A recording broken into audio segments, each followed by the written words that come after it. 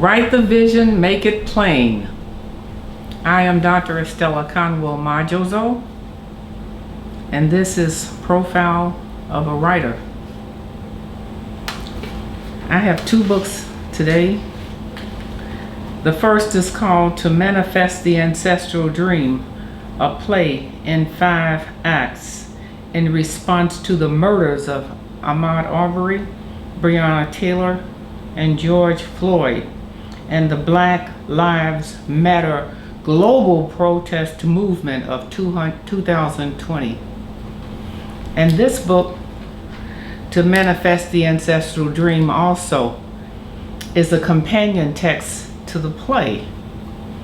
It was produced for Black Lives Matter in Louisville, the hometown of Breonna Taylor. And this is a collection of 10 essential essays from thinkers, psychologists, activists, parents who have their own reflections. These are 10 essential essays to the murders of those 3 young people. This can be purchased on Amazon, and in this text, this was accompanied by an exhibit. The exhibition was of Eddie Davis's photographs of the very long and arduous and meaningful and challenging protest against the murder of Breonna Taylor in Louisville, Kentucky. I will read to you simply, I'm not going to read from the play, but I will read to you the introduction by the Watchman. In the summer of 2020, the year of vision, the time of the great COVID-19 pandemic, the lives of 3 African Americans were taken at the hands of the police. The murders ignited a long overdue paradigm shifting wave of protest and conversation around community police relations that rocked cities across America and communities all over the earth. On February 23rd, Ahmaud Arbery, a 25-year-old black son of Brunswick, Georgia, was chased down while jogging by a white vigilante father and son and shot to death. On March 30th, 23-year-old certified emergency technician Breonna Taylor of Louisville, Kentucky, was gunned down by police while asleep in the sanctuary of her own home. The officers were issuing a no-knock warrant on alleged suspects who were already in jail. On May 25th, George Floyd, a 46-year-old black father, was arrested, handcuffed, and pushed to the ground by a Minneapolis, Minnesota police officer who pressed his knee in Floyd's neck and held him in that position for 8 minutes and 46 seconds until he died.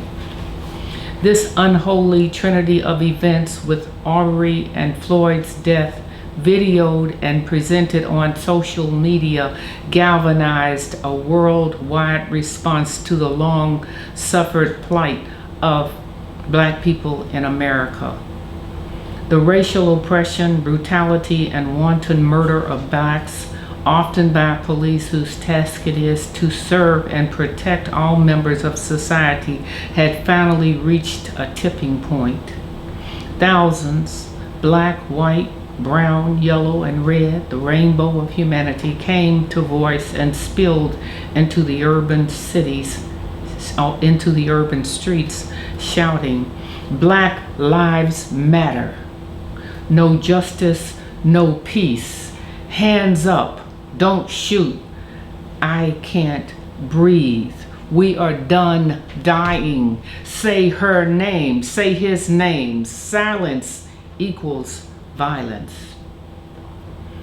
Not only multiracial, but all ages and genders came forward into the night, disregarding curfews, leading to arrest, looting, and angry rioting.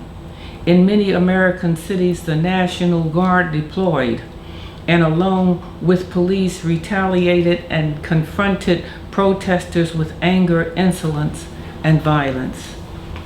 The president tweeted bitter rebukes, positioning himself as the law and order president, defender of privilege, and authoritarian of the security state.